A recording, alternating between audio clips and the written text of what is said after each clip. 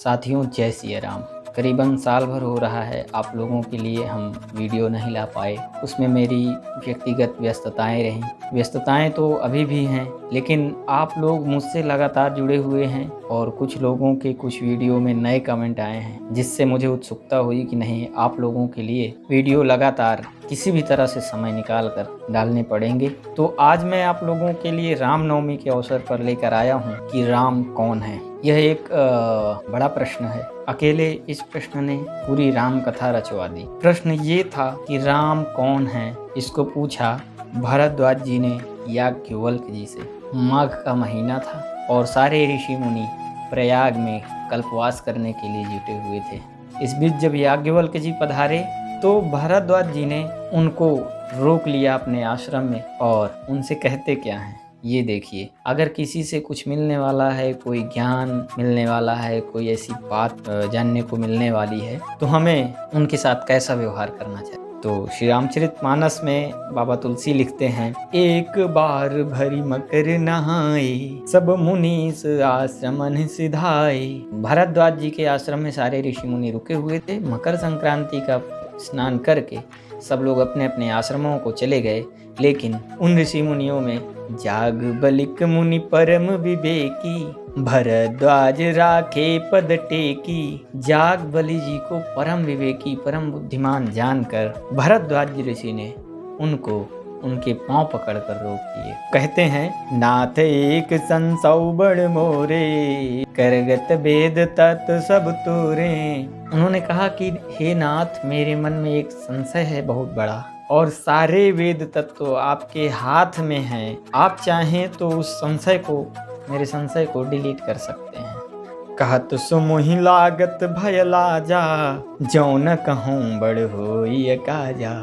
कहते हुए मुझे बहुत ही लज्जा आती है, भय भी लग रहा है, लेकिन अगर नहीं कहता हूँ तो बहुत अकाज हो जाता है। अकाज मतलब नुकसान हो जाता है। भय कैसे लग रहा है उन्हें? दो चीजें हैं। अगर मैं इस प्रश्न को नहीं पूछता हूँ तो ये मुझे भय है, ये अज्ञानता मेरी बनी रहेगी। लाज क्या है कि कहीं आप यह न सोच रहे हों कि ये मेरी परीक्षा ले रहा है। तो याज्ञवल्क्य जी मुस्कुराते हैं और कहते हैं कि पूछो। तो भरद्वाज जी कहते हैं कि राम कवनु प्रभु पूछऊं तो ही, कहिए बुझाई कृपा निधि मोही। हे प्रभु, आपसे कहता हूँ कि राम कौन है, यह चीज मुझे समझा कर बता दीजिए। आ गया प्रश्न कि राम कौन है। एक राम अवधेश कुमारा, तिनकर चरित विदित संसारा। नारी विरह दुख लयो अपारा, नारी के विरह में उन्हें अपार दुख सहना पड़ा और भयो रोजुरन रावण मारा। उसी के कारण उनको क्रोध हुआ और उन्होंने रावण से युद्ध करके उसको मार दिया। प्रभु सोई राम की अपर को, जाहि जपत त्रिपुरारी। हे मुनि जी, बताइए कि राम वही हैं जो अवधेश के कुमार हैं, जिन्होंने क्रोध किया नारी के विरह में, या उससे भी ऊपर कोई हैं जिनको त्रिपुरारी जपते हैं? फिर सत्य धाम सर्वज्ञ तुम, कहो विवेक विचारी। जैसे मिटे मोर भ्रम भारी, कहो सुनाथ कथा विस्तारी। पूछ रहे हैं कि राम कौन है, और कहते भी हैं कि वो कथा विस्तार से कहिए, क्योंकि जानते हैं कि बहुत बड़ा संशय है। आज भी बहुत लोग ये प्रश्न करते हैं कि अगर राम दशरथ के पुत्र थे तो भगवान कैसे? ये प्रश्न भी है कि एक राम अवधेश कुमारा, एक वो राम, इनसे भी अपर कोई है जिसको त्रिपुरारी जपते हैं, दूसरा राम। तो आखिर राम है कौन? जागबलिक बोले मुस्काई, तुम्हें विदित रघुपति प्रभुताई। तुम जानते हो रघुपति की प्रभुताई, लेकिन मुझसे कहलवाना चाहते हो। तात सुनो सादर मन लाई, कहूँ राम कै कथा सुहाई। राम की कथा, राम की कहानी मैं कहता हूँ कि आखिर वो राम है कौन? क्या वही राम भगवान है जो अवधेश के पुत्र हुए और अपनी नारी के विरह में रावण का संहार किया, रावण से युद्ध लड़ा, उनको क्रोध आया। महामोह महिषे सुविशाला, राम कथा कालिका कराला।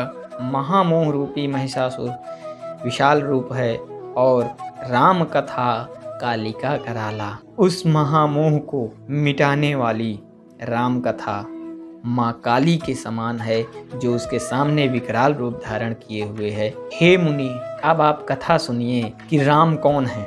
अगर वही राम है जिसको आपने कहा कि नारी के विरह में अपार दुख सहा, तो जब नारी के विरह में टहल रहे थे, वन वन भटक रहे थे, तब सती और भगवान शिव उधर से गुजर रहे थे। जब भगवान शिव ने राम को मन ही मन प्रणाम किया, तो सती जी पूछती हैं कि ये राम दशरथ के पुत्र हैं जो वन वन भटक रहे हैं और आप इन्हें प्रणाम कर रहे हैं। तो उन्होंने कहा नहीं, ये भगवान राम हैं। जब भगवान राम है कहा, तो फिर कहती हैं कि नहीं, मैं परीक्षा लूँगी।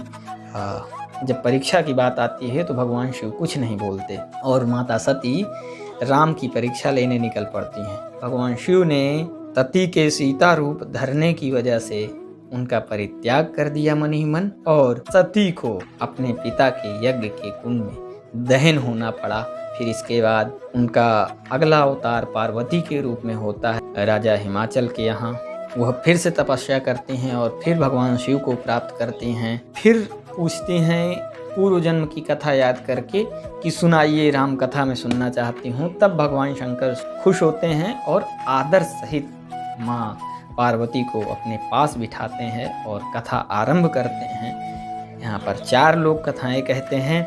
याज्ञवल्क्य जी भरद्वाज जी से, काकभुसुंडी गरुड़ जी को और दूसरे पक्षियों को भगवान शिव माँ पार्वती से, और गोस्वामी तुलसीदास हम सभी से अगले अंक में हम लोग मिलेंगे। मैं आप लोगों को विश्वास दिलाता हूँ कि अब वीडियो की निरंतरता बंद नहीं होगी। आपको अगर ये अंक अच्छा लगे तो लाइक ज़रूर करें, कमेंट करें। कोई संशय हो तो आप भी पूछें। मेरा कर्तव्य है कि उस संशय का निराकरण लाऊंगा, और जिन वीडियो में अभी तक कमेंट आया है उनका मैं उत्तर जल्द ही लाऊंगा।